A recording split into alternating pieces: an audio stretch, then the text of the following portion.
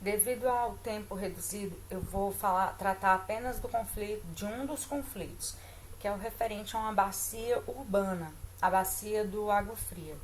Ela é utilizada no município de Palmas para uma série de finalidades, né? Ela tem múltiplos usos, dentre os quais a gente pode destacar dois usuários, que é a Embrapa Pesca, que ela faz uma criação de piscicultura, e na parte do médio Água Fria e a captação de água da Saneatins, mais a montante da bacia.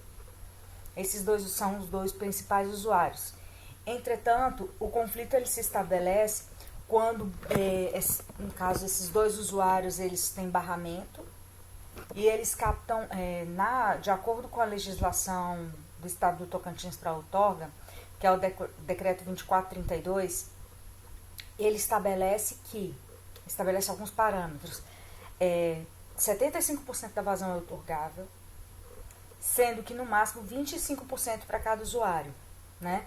Esses dois usuários, eles somam 61%, como, né, que no caso extrapolaria o valor estabelecido pelo decreto. É por causa do barramento.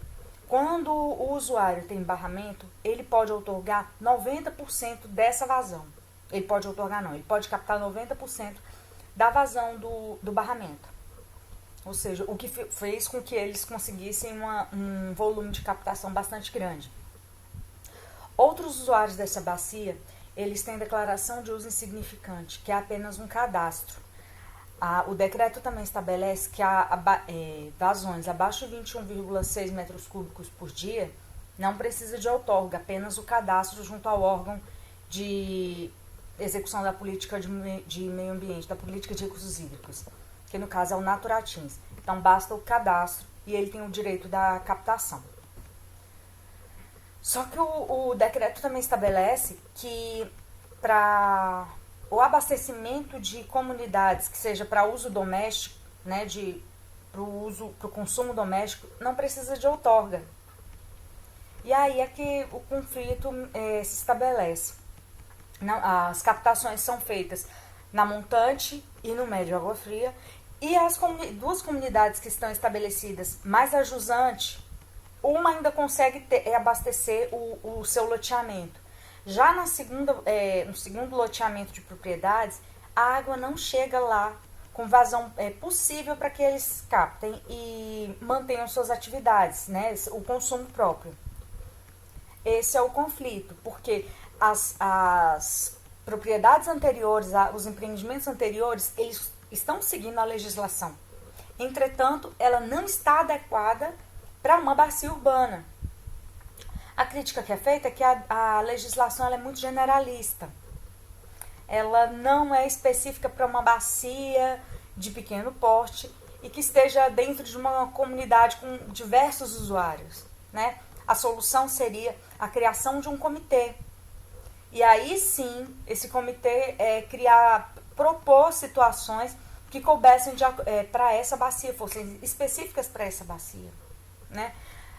Uma coisa que foi verificada é que os loteamentos ainda tem muitos lotes vazios, né? Então, assim, ele não está na capacidade total dele de uso de água.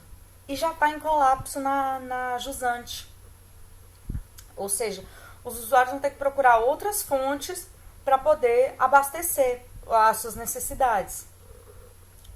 Dentre as proposições, outra bastante importante seria a fiscalização por parte do Instituto Natureza do Tocantins, do Naturatins, que é o que executa a política de recursos hídricos, para verificar se as captações realmente estão sendo aquelas outorgadas, verificar a necessidade da revisão dessas outorgas, né, enquanto não se cria esse comitê, que seria a situação ideal.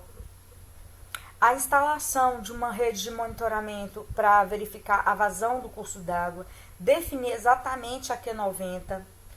Hoje não é feito, a Q90 é feita às vezes por uma estimativa de dados por bacia similar, onde possui o monitoramento. Então pega os dados daquela bacia similar e extrapola para outra bacia. Algumas não têm monitoramento, então seriam essas soluções principais a serem adotadas nesse primeiro tempo. Primeiro, a primeira, instalação da rede de monitoramento para definição da Q90. Outorgar dados reais. Segunda, seria a fiscalização das outorgas emitidas e dos usuários que estão captando dentro dessa bacia. E a principal, mas que eu acredito que seja que demore um pouquinho mais, é a criação do comitê. Obrigada.